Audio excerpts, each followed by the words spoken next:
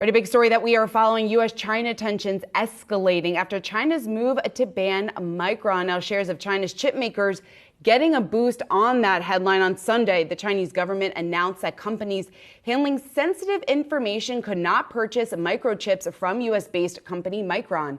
China's government alleging that the chips pose cybersecurity risks. Micron CFO Mark Murphy addressing the ban in a conference call this morning. Here's what he had to say. We will continue to cooperate with the CAC and are working to understand the details about their security concerns with Micron products. We remain unclear as to what security concerns exist, and we've had no complaints from customers on the security of our products.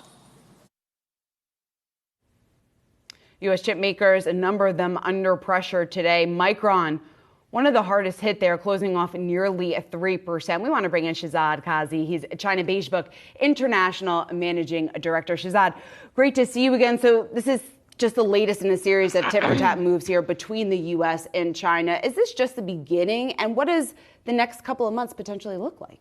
Yeah, that's what everybody's asking now, right? In recent weeks, we've seen China really clamp down on a lot of foreign companies, and now this Micron decision comes out, which was somewhat expected. I think we need to remember that as far as the technology space is concerned, Beijing's ability to retaliate in a tit-for-tat manner is vastly more limited. So I think, the question is being asked, which companies come next? It may not necessarily be a tech company. It may just be a whole different industry that Beijing chooses to go after next when it retaliates to D.C. Yeah, Shehzad, on that point, you look at how the Biden administration has handled this. I mean, we're coming just a day off of the G7 wrapping up over in Japan, and we heard the world leaders talk about reducing their exposure to China. At the same time, the president saying we're going to move towards more of a thawing between these tensions with China. I mean, it feels like we're getting a bit of mixed messages. On the one hand, economic pressure through some of these, export controls, and yet they also want to try and keep the conversation going, right? Yeah, I think what's going on is that conversations that perhaps would have taken place had it not been for, say, the balloon crisis saga, are being revived. And that's sort of being billed as a thawing of relationships, right? But the real question, of course, is what do the two sides really sit down and discuss? What is the point of negotiation or talking right now? And we'll see how much of it is substantive rather than just talking for the sake of talking. You mentioned the fact, Shehzad, that foreign businesses across a number of industries should be worried. How do you see that affecting foreign investment in China?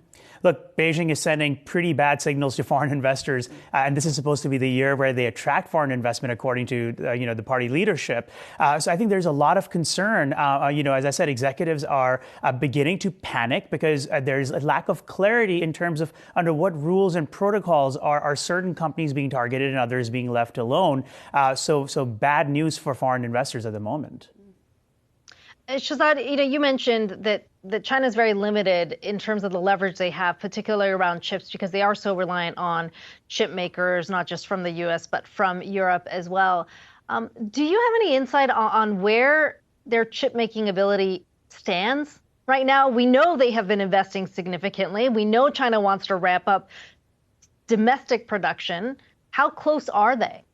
Look, they're not very close at all, but that's exactly what they want to do, is get to a place where they occupy the cutting edge technologies and the chips that today the United States has the ability to restrict China and the Chinese military from accessing. They want to get to a place where they are producing the inputs, they're producing the equipment, and so on and so forth. But that is going to take a long time. Now, they've announced a big fund to start putting money towards this, to investing in acquiring that type of technology. This is going to be an uphill battle, no doubt. But at the same time, I don't think anybody should convince themselves here in the U.S. That China will inevitably fail. It's very likely that they may succeed. Shehzad, when it comes to China's recovery here, what that looks like, given the fact that we're expected a massive new wave of COVID cases, given the fact that foreign companies might be pulling out or reducing their investment within the country. How significantly is that going to delay that recovery timeline? Yeah, there are lots of concerns now around the Chinese recovery. There was a lot of hype in the beginning about how quickly China could recover to begin with. That was misplaced. But now I think what you're getting is, some amounts of revenge spending coming back. The property market is doing all right, not great, of course. Manufacturing is looking like it's going to slow down in the second half of the year. So lots of headwinds are building up. Foreign investors getting scared off a little bit is only going to add to that pressure, even though it may not be necessarily integral to the recovery story this year anyway. So how big of a hit is that likely to be on Chinese economy? I mean, let's say, what we've heard in terms of where things are moving, the activity is going to pick up going into the second half of the year. And yet you've got these foreign investors who are turning cautious. How big of a hit is that? Or will that be? It's probably a far stronger impact next year and the year after, because this is a bit of a longer term play. And the real question has been, sure, you can get a great 2023, from China.